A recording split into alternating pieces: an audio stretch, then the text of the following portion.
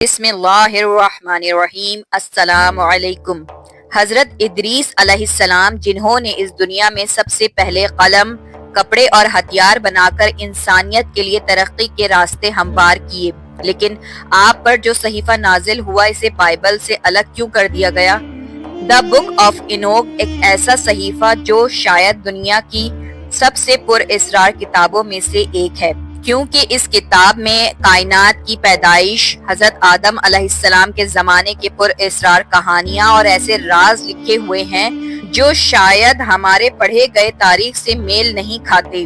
Giants, علم نجوم، portals اور خلائی مخلوق سے حضرت ادریس علیہ السلام کا جنگ کرنا، یہ تمام چیزیں اس کتاب کو مزید پر اسرار بنا دیتی ہیں۔ کیا واقعی حضرت ادریس نے خلائی مخلوق سے جنگ کر کے انسانیت کو بچایا تھا؟ اسلامی روایات اس کے متعلق کیا کہتی ہے؟ کیا ماڈرن سائنس کا سب سے بڑا سوال یعنی ایلین اور پورٹلز کا حضرت ادریس کی زندگی اور دور سے کوئی تعلق ہے؟ حضرت ادریس علیہ السلام اللہ کے تیسرے پیغمبر تھے جو آدم علیہ السلام اور حضرت شیس علیہ السلام کے بعد نبوت کے منصب پر فائز ہوئے۔ آپ کی پیدائش قدیم شہر بابل میں ہوئی۔ روایات کے مطابق حضرت ادریس علیہ السلام نے دنیا میں لوگوں کو سب سے پہلے لکھنے، پڑھنے اور تعلیم حاصل کرنے کا درس دیا۔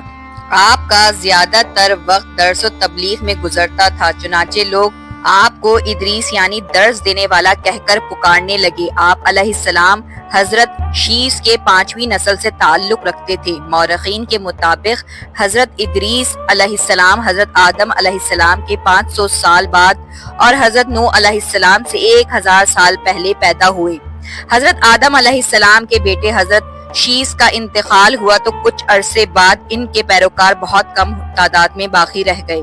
قابیل کی اولاد نے کفر و شرک، بدکاری و بے حیائی کا بازار گرم کر رکھا تھا۔ زناکاری اور شراب نوشی عام تھی، ہر طرف بتوں کی پوجا اور آگ کی پرستش ہو رہی تھی۔ لہٰذا بنی آدم کی ہدایت اور رہنمائی کے لیے اللہ تعالیٰ نے حضرت ادریس کا انتخاب کیا۔ نبوت کے منصب پر فائز ہوتے ہی آپ نے اپنی قوم کے بھٹکے ہوئے لوگوں میں وعظ و تبلیغ کا کام شروع کر دیا، لیکن وہ سب آپ کے دشمن بن گئے، اور جو لوگ بھی حضرت ادریس پر ایمان لائے ان لوگوں نے ان پر ظلم کرنا شروع کر دیا۔ لہٰذا حضرت ادریس نے اپنے پیروکاروں کے ساتھ بابل سے ہجرت کرنے کا ارادہ کیا۔ حضرت ادریس اہل ایمان کو لے کر مصر کی طرف چل پڑے اور دریائے نیل کے کنارے آباد ہو گئے۔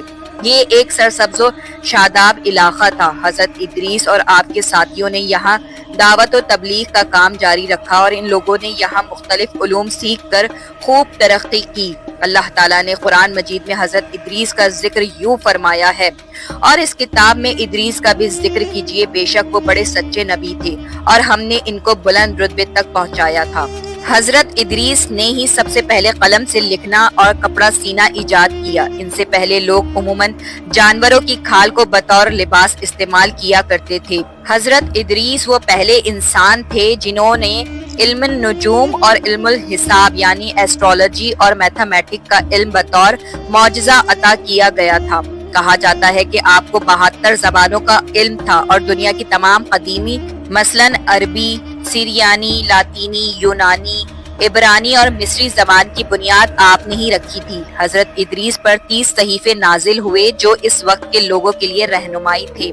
آپ نے ہی اسلحہ اور ہتھیار بنانے کے فن کو عام کیا۔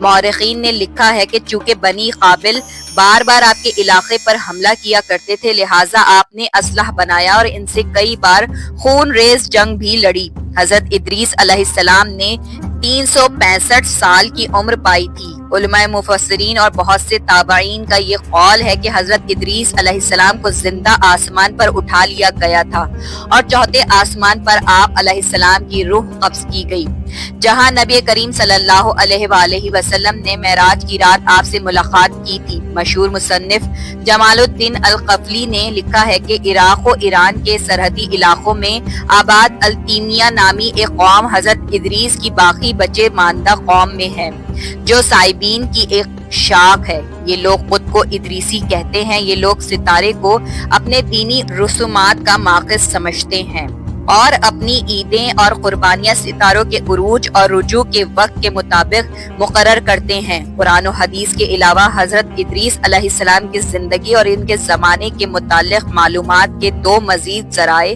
موجود ہیں۔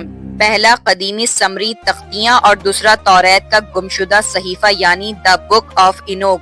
سن 1946 میں بحر مردار کے کنارے ایک غار میں 900 قدیم صحیفے دریافت ہوئے۔ یہ وہی صحیفے ہیں جو ہنوک یعنی حضرت ادریس پر نازل ہوا تھا۔ ان صحیفوں میں ایک بڑا صحیفہ توریت کے گمشدہ حصوں کا تھا جسے آج ہم دا بک آف اینوک کہتے ہیں۔ دا بک آف اینوک تاریخ انسانی کی ایک مختلف کہانی ملتی ہے جس میں حضرت نوح کے زمانے تک واقعات لکھے گئے ہیں۔ اس صحیفے میں ایک خاص قسم کی مخلوق کا ذکر ہے جسے دا واچرز کہا جاتا ہے۔ انجیل میں انہیں فالن اینجلز کہا جاتا ہے۔ اس صحیفے کے مطابق حضرت ادریس علیہ السلام کے زمانے میں جیسے جیسے اس زمین پر انسانوں کی آبادی بڑھنے لگی تو زمین کی کچھ چیزیں آسمان کے فرشتوں کی نظر میں آنے لگیں۔ ان فرشتوں کو بنی آدم کی خوبصورت عورتیں بہت پسند آئیں۔ وہ لمبے بالوں والی عورتوں کے فرفتہ تھے، لہٰذا سینکڑوں فرشتے آسمانی راستے سے زمین پر آ گئے۔ انہوں نے ان خوبصورت عورتوں سے زنا کیا اور شادیاں بھی کی۔ اس دوران ان فرشتوں نے انسانوں کو علم نجوم اور ستاروں کا علم سکھایا۔ ان عورتوں نے جب بچوں کو جنم دیا تو وہ انسان نہیں تھے بلکہ عجیب و غریب دیو ہیکل مخلوق یعنی جائنٹس تھے جسے بائبل میں نیفیلیم کہا جاتا ہے۔ اسلامی روایات میں بھی اس طرح کے لمبے قد والے دیو کا ذکر جگہ بہ جگہ ملتا ہے۔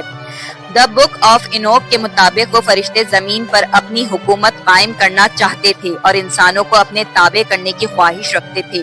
دراصل اہل کتاب یہود و نصارہ کا یہ عقیدہ ہے کہ ابلیس ایک فرشتہ تھا اور اس نے جب اللہ کی نافرمانی کی تو وہ مردود ہو کر ابلیس کہلایا، جبکہ قرآن و حدیث کے مطابق ابلیس فرشتہ نہیں بلکہ ایک جن تھا۔ لہٰذا اس غلط عقیدے کی بنیاد پر توریت اور عیسائی لٹریچر میں ان مخلوق کو فرشتہ لکھا گیا ہے، جبکہ فرشتے اللہ کے حکم کے تابع ہوتے ہیں، نہ ہی وہ نافرمان ہوتے ہیں اور نہ ہی گناہ کر سکتے ہیں۔ وقت گزرنے کے ساتھ زمین پر ان واچرز کی آبادی بڑھتی چلی گئی۔ انہوں نے انسانوں اور جانوروں کو کھانا شروع کر دیا اور زمین میں خوب فساد ہوا۔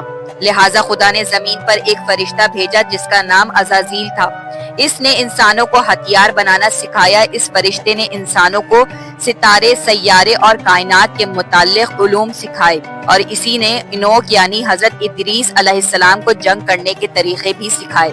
جب ان واچرز کے جرائم حد سے زیادہ بڑھ گئے تو اللہ کی طرف سے ان پر عذاب نازل کرنے کا حکم ہوا۔ لہٰذا وہ واچرز حضرت ادریس علیہ السلام کے پاس آئے اور انہوں نے اللہ سے اپنی سفارش کروائی، لیکن ان کی سفارش قبول نہیں کی گئی اور آسمان سے حضرت جبرائیل و میکائیل کی فوج نازل ہوئی۔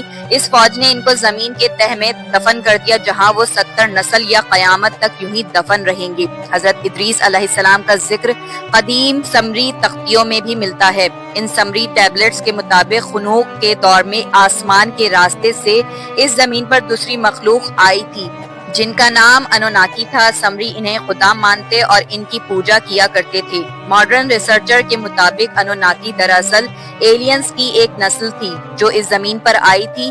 ان انوناکی نے ہی انسانوں کو میٹل پروسیسنگ اور مائننگ کا کام سکھایا۔ اس کے علاوہ ایسٹرونومی، سائنس اور میتھمیٹک، کاسمیٹک کا استعمال اور ہتھیار بنانا بھی سکھایا جس کی وجہ سے انسانی تہذیب پروان چڑھی۔ اسرائیلی روایات، صحیفہ انوک اور سمرین ٹیبلٹس کے ساتھ اگر اسلامی روایات کو جوڑا جائے تو حضرت ادریس علیہ السلام کے دور کا ایک ایسا خاکہ بنتا ہے جس سے دوسرے سیارے پر خلائی مخلوقات کی موجودگی اور پورٹلز کی موجودگی ثابت ہوتی ہے۔ عین ممکن ہے کہ وہ فائل اینجلز، واؤچرز یا انوناکی کوئی خلائی مخلوق ہو جو دوسرے پلانٹ سے ہماری زندگی پر حملہ آور ہوئے ہوں اور جن سے حضرت ادریس نے جنگ کی ہو اور انسانی تہذیب کو بچایا۔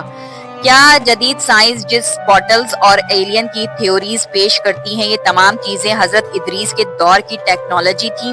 قرآن و حدیث کی جدید سائنسی تعبیر کیا نئے نئے رازوں سے پردہ فاش کرنے والی ہے؟ محترم ناظرین، تو یہ تھا حضرت ادریس علیہ السلام کا بہترین واقعہ۔ آپ نیکسٹ کس پیغمبر کا قصہ سننا چاہتے ہیں؟ پلیز کامنٹ کر کے بتائیے، اور اگر آپ کو سچے اسلامی واقعات میں دلچسپی ہے تو پلیز